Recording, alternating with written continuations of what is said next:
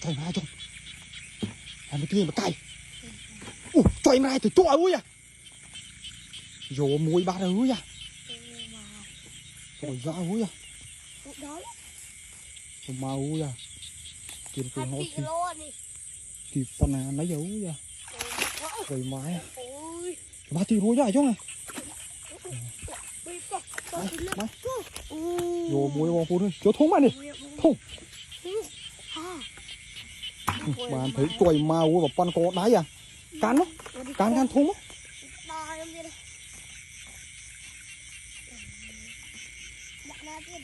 đã nó mục của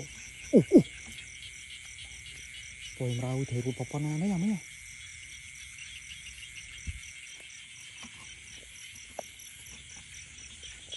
mưa mục